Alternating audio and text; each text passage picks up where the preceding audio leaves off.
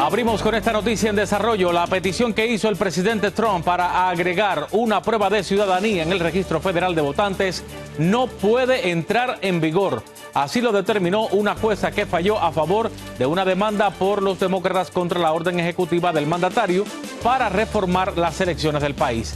La magistrada señaló que pedir prueba de ciudadanía para votar es una violación inconstitucional. Hola, ¿qué tal? Soy Abel Álvarez. Gracias por acompañarme. Estas son otras de las noticias en desarrollo que estamos siguiendo muy de cerca aquí en 24 horas. Un juez federal bloquea la suspensión del programa de cupones de alimentos y ordena buscar fondos para mantenerlos. Le tendremos la reacción del presidente Trump ante este fallo. Además, España reconoce la injusticia y el dolor causados a los pueblos indígenas en México. Tendremos las reacciones de ambos países. Se acerca el Día de Muertos, pero muchos aún no sabemos cómo nace esta centenaria tradición. Le vamos a contar.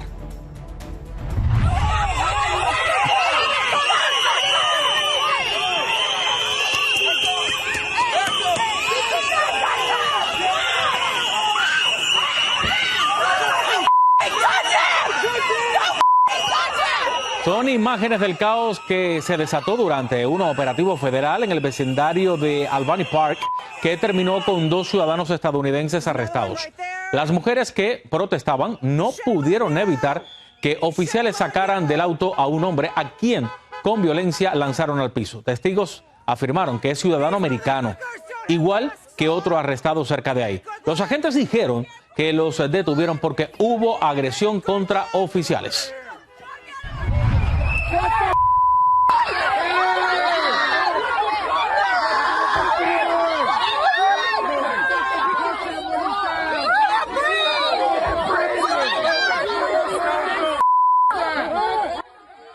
Y este es otro video en Evanston que muestra a un agente federal arrestando a un hombre en el suelo mientras testigos gritaban que no podía respirar. Según reportes, agentes federales también usaron gas pimienta y detuvieron a 2 personas tras provocar un choque de tránsito.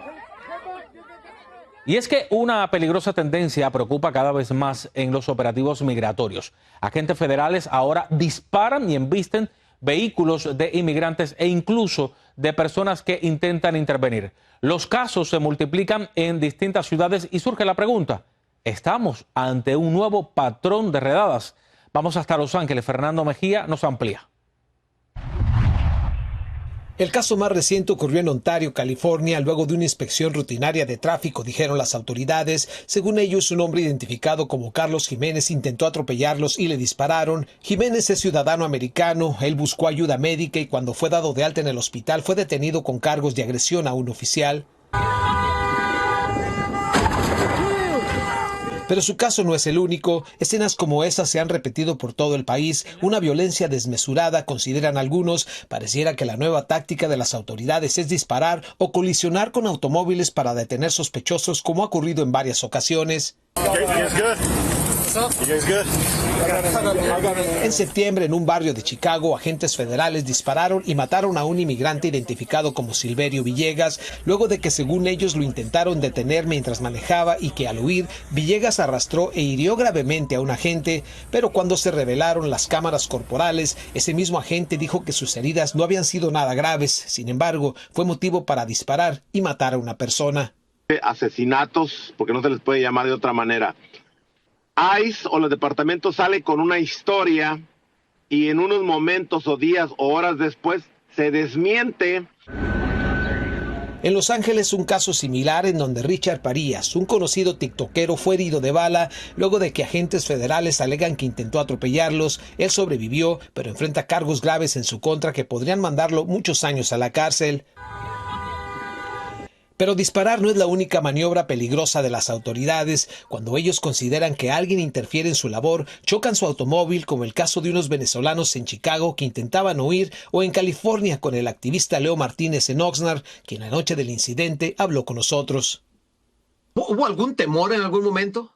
Claro que sí. Cuando me golpearon inicialmente, porque era algo diferente, era algo nuevo, nunca había pasado algo así. En Phoenix, agentes dispararon en contra de José García, inmigrante hondureño, durante una parada rutinaria de tráfico. Su esposa dice no saber dónde está o cómo se encuentra y exige justicia.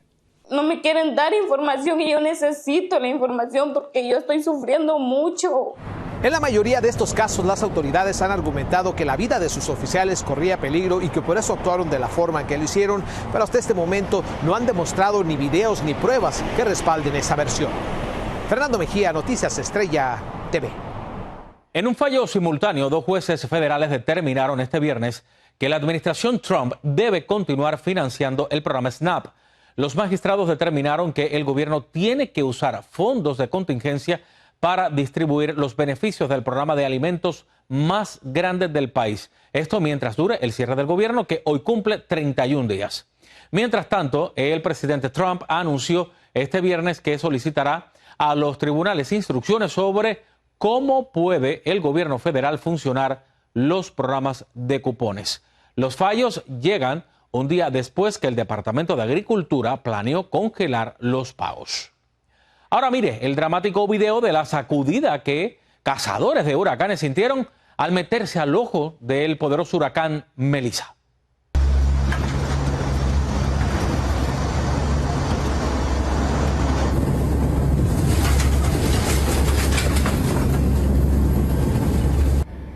Los pilotos vivieron una turbulencia más fuerte de la esperada. De acuerdo a la Administración Nacional Atmosférica, su equipo voló casi 100 horas dentro del huracán Melissa desde el 22 de octubre para recoger datos que son usados para el pronóstico y análisis del tiempo. Y el número de muertos tras el paso del poderoso huracán Melissa aumentó a más de 50. Funcionarios confirmaron que al menos 19 personas fallecieron en Jamaica. En Haití son al menos 30 los fallecidos, incluyendo 10 niños, mientras que en República Dominicana reportan al menos a 2 muertos. Mientras tanto, en Cuba, la trágica situación que ya vivían muchas personas se empeoró aún más tras el paso del huracán Melissa. Desde Santiago de Cuba nos llegan, por ejemplo, estas imágenes. Mujeres con niños lavando la ropa en la orilla del río. El huracán los dejó sin techo, sin muebles, sin electricidad y en una situación económica tan crítica que algunos no tienen ni para comer. El ciclón me llevó todo. Todo mi casa, todas las cosas. ¡Ya, Ricardo! Tenemos una necesidad muy grande. Esto ha sido grande después de tantos años. Lo poco que no quiere perder. No es fácil. Comida lo que queremos. ¿Cómo que qué pasó? Aquí, por lo menos aquí donde yo vivo, no vinieron a evacuar a nadie. Aquí, en este pedazo aquí, haciendo nosotros vivimos en la playa, no vinieron a evacuar a nadie. En medio de esta difícil tarea de reconstrucción, muchos cubanos se quejan de que hasta ahora no han recibido asistencia del gobierno. Pero mientras crece la desesperación, más funcionarios cubanos insisten en rechazar la ayuda humanitaria que ofreció Estados Unidos. Ahora el embajador de Cuba en Bélgica, Juan Antonio Fernández Palacios, calificó de limosnas la asistencia de Estados Unidos y exigió que se levante el embargo comercial. Por su parte, el Departamento de Estado aclaró lo siguiente. Aunque el embargo sigue vigente, el gobierno de Estados Unidos da prioridad al apoyo para el pueblo cubano, por lo que la legislación y regulaciones incluyen exenciones y autorizaciones relacionadas con la exportación de alimentos, medicinas y otros productos humanitarios a Cuba, así como la respuesta ante desastres. Con esto nos vamos a una pausa, pero no se mueva. Al volver avanza la investigación de los 2 artistas colombianos asesinados en México. Identifican al presunto autor intelectual del crimen. Además, el gobierno de España envió un mensaje por el sufrimiento que vivieron los pueblos indígenas mexicanos durante la conquista. Tenemos la reacción de la presidenta Sheinbaum. También se acerca la celebración del Día de Muertos, pero muchos aún no sabemos dónde nace esta milenaria tradición. Le vamos a contar aquí en 24 horas cuando vuelva.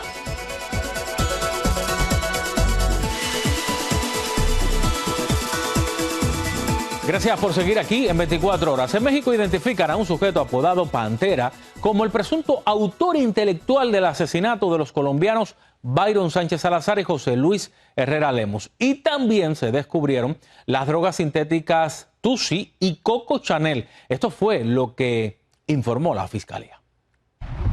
Se acaban de descubrir, después de haber hecho las investigaciones, una red de extranjeros vinculados a estos asesinatos y la distribución de estas drogas. Esto nos habla de cómo se va expandiendo el negocio y la distribución de drogas sintéticas en México.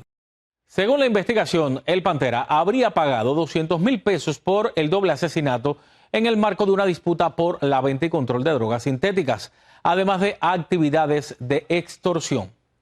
El canciller de España, José Manuel Álvarez, admitió hoy el dolor y la injusticia causados por su país a los indígenas de México. Vamos a escuchar. Hubo injusticia. Justo es reconocerlo hoy y justo es lamentarlo, porque esa es también parte de nuestra historia compartida y no podemos ni negarla ni olvidarla. Los conquistadores españoles llegaron a territorio azteca en 1500 y lo gobernaron como colonia hasta 1800, arrasando con el imperio mexica. La presidenta Claudia Sheinbaum elogió las palabras de Álvarez. Es importante, es desde mi punto de vista un primer paso y habla de la importancia de lo que siempre hemos dicho. El perdón engrandece a los gobiernos y a los pueblos. No es humillante, al contrario. Pedir perdón o lamentar. Pues mira, en 2019, el expresidente Andrés Manuel López Obrador envió una carta al rey Felipe de España requiriéndole que pidiera perdón a los indígenas por violaciones que incluyeron masacres en el pueblo mexica. ¿Y cuál es el origen del Día de los Muertos? Tiene dos raíces. Una es católica, que enmarca el Día de Todos los Santos y el Día de Todas las Almas. Esto también es conocido como una conmemoración de todos los fieles difuntos. Una experta nos amplía esto que le estoy diciendo. El origen del Día de Muertos es católico, es una tradición católica que llega a América con los europeos ya durante la época novohispana, es decir, a partir del siglo XVI, XVII, XVIII, y a lo largo de estos 3 siglos, esta costumbre española se va a transformar y se va a adecuar con los componentes que se encontraron en América. Los indígenas, sobre todo los indígenas del centro de México, donde se empezó la evangelización, estos indígenas también tenían entre octubre y noviembre una fiesta dedicada a las cosechas. Y en toda Mesoamérica o en todo lo que es México prehispánico había un culto a los antepasados. Entonces se suman 2 vertientes, la vertiente europea con el cristianismo católico y la vertiente mesoamericana con este culto a las cosechas y con este culto a los antepasados. En este caso, y tras la evangelización, también los rituales indígenas fueron adaptados al calendario cristiano, dando nacimiento a celebraciones únicas y concretas. Pero vamos a ver cómo se observa el Día de los Muertos en el centro de México. Ahí son protagonistas la flor de cempasúchil, los altares y también las visitas a los panteones. Pero honrar a los difuntos se divide en 2 días. La experta de la UNAM, Noemí Cruz Cortés, nos explica un poco más sobre esto. Tradicionalmente, el 1 de noviembre está dedicada a los santos inocentes, es decir, a los muertos antes de la adultez, a los niños, a los adolescentes que mueren, tradicionalmente sería antes de cometer el primer pecado. Entonces, son los niños que han muerto, y el 2 de noviembre es para todos los difuntos, es decir, para todos los difuntos adultos. El 1 de noviembre se les empieza a ofrendar en estos altares a los adultos bebidas, comidas, lo que a ellos les gustaba. O sea, no tiene que ser algo específico, es lo que a ellos les gustaba, porque les estamos dando otra vez. Y por otro lado, se preparan para ir a hacer velada en el cementerio, en el panteón, en las tumbas. Las familias también levantan altares con fotografías de sus difuntos y es una de esas tradiciones que se espera cada año en el país. Pero fíjense, el Día de Muertos es una celebración principalmente de los mexicanos. La fecha simboliza el temporal retorno de las almas que se adelantaron en el camino que todos seguiremos. Es una celebración de vida y muerte como parte de un ciclo natural. El antropólogo Eric Mendoza lo describe así, de esta manera. La fiesta de Día de Muertos del 1 y 2 tiene dos partes, dos componentes. Una que es la doméstica, la íntima, que se celebra en familia, alrededor del altar y alrededor de las tumbas o la tumba, y que esa va a ser más emotiva, más de permisos para llorar, para sentir, hablar con los antepasados, sentirlo cerca, sentir a la familia cerca, estrechar los lazos consanguíneos y de familia. Y por otro lado estamos hablando de lo que sería el externo o el social, digámoslo de esta forma, en donde va a ser este escape de las emociones contenidas durante todo el año. También es un momento especial en que las familias se conectan con sus ancestros y honran su historia. Y así nos vamos a otra breve pausa. Cuando vuelva, en México suena un grito que hace temblar la piel. Es el lamento de La Llorona, una mujer que busca a sus hijos en la víspera del Día de Muertos. Le contamos cómo artistas mexicanos le dan vida a esta leyenda al volver.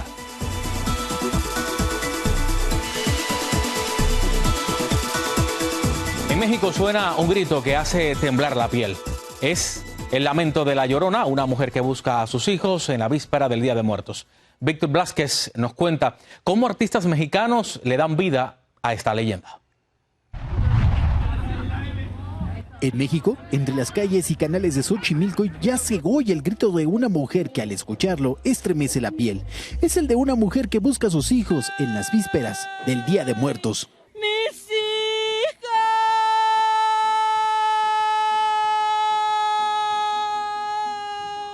Es La Llorona, protagonista de una de las leyendas más antiguas del país, que data desde la conquista de los españoles. La Llorona es una mujer que en vida amó mucho a su hijo, amó mucho a sus hermanos, asumían un rol de cuidadores de todo su pueblo, y al verlo caer, pues es el dolor de una madre que pierde a todos sus hijos y que no va a parar hasta encontrar a todos y cada uno de ellos. El último latido del agua es el título de esta puesta en escena que muestra entre danza, teatro y drama cómo surgió este personaje que para unos asusta y a otros más los hace sentir parte de una tradición que se fortalece con el tiempo. La Llorona es la madre que vela por nosotros, que nos cuida, que está aquí porque nosotros somos sus hijos, y mientras estemos nosotros compartiendo este espacio, ella nos va a seguir cuidando. Entre chinampas, el agua de los canales y la oscuridad total, dicen que cuando esto se conjuga, ella se aparece en momentos en que la luna apenas alcanza a iluminar.